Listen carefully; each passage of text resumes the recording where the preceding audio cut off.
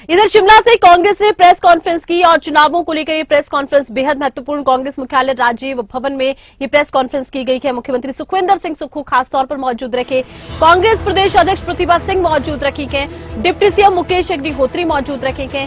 CM Sukhvinder Singh Sukhu का बयान, सुक्खू ने बीजेपी पर इस मौके पर निशाना साधा। बीजेपी के नेता गुमराह करने में लगे हैं, जनादेश को हराने की कोशिश की है। ये मुकेश अग्निहोत्री की तरफ से देखिए, बीजेपी पर निशाना साधा गया। लोकतंत्र के उस पर्व में शामिल होंगे जिस लोकतंत्र ने 15 महीने पहले कांग्रेस की सरकार बनाई, जनता के वोट से चुनकर कांग्रेस की सरकार बनी और सरकार ने सभी चुनौतियों का सामना युद्ध की तरह किया। पहली चुनौती आर्थिक मोर्चे पर आई, खजाना खाली था। इस प्रदेश की अर्थव्यवस्था को भारतीय जनता पार्टी ने कंगाल करके रख दिया। उस अर्थव्यवस्था में हमने सुधार किया और 20% के करीब इस अर्थव्यवस्था में जब सुधार हुआ और 2200 करोड़ रुपए का हमने राजस्व पैदा किया। दूसरी चुनौती आपदा के रूप में आई। इतिहास की सबसे बड़ी त्रासदी और इतनी बड़ी त्रासदी हमने अपने जीवन काल में नहीं देखी। मैं अपने मंत्रिमंडल के सभी सदस्यों का धन्यवाद भी करना चाहूंगा कि प्रदेश की कोई स्पेशल पैकेज ना मिलने के बावजूद भी हमने उस चुनौती का सामना किया और उस चुनौती का जब हमने सामना किया 2 महीने के अंदर हमने प्रदेश को अपने पांव पर खड़ा किया और अपने संसाधनों से 4500 करोड़ रुपए का आपदा राहत पैकेज दिया। और जो मकान प्रधानमंत्री आवास योजना के तहत जो राशि मिलती थी 1.5 लाख रुपए मिलते थे, हमें केंद्र से नहीं मिले। हिमाचल प्रदेश की जनता में बहुत ज्यादा आक्रोश है।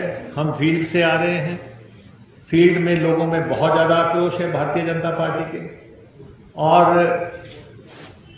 और कोई संशय नहीं है कि लोकसभा की भी हम 4 सीटें जीतेंगे।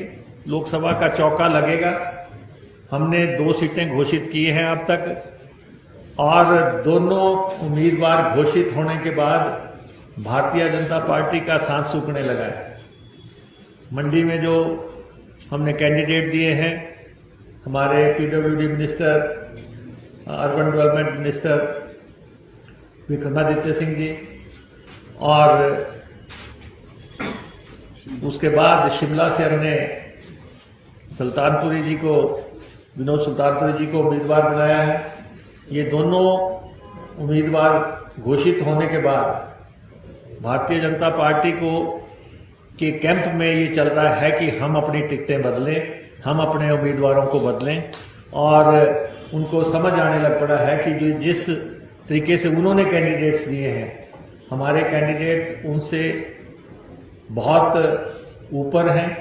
हमारे लोकसभा की 4 सीटें हैं जिस पर हमने चुनाव लड़ना है और उसी तरह से हमारी जो उपचुनाव 6 हमारे जो विधायक हमारे को छोड़ के दूसरी पार्टी में शामिल हुए हैं, उनको भी हमने ध्यान में रखते हुए ये इलेक्शन का सामना करना है। मेरी आपसे करबद्ध प्रार्थना है कि जैसा हमने कभी भी पिछले साल हमारे प्रदेश में एक बहुत बड़ा आपदा आई और उस आपदा से निपटने के लिए हमने डटकर उसका मुकाबला किया। हम सरकार के और माननीय मुख्यमंत्री जी के बहुत आभारी हैं कि इन्होंने ऐसी विकट परिस्थितियों में भी हिमाचल प्रदेश का वो वक्त संभाला।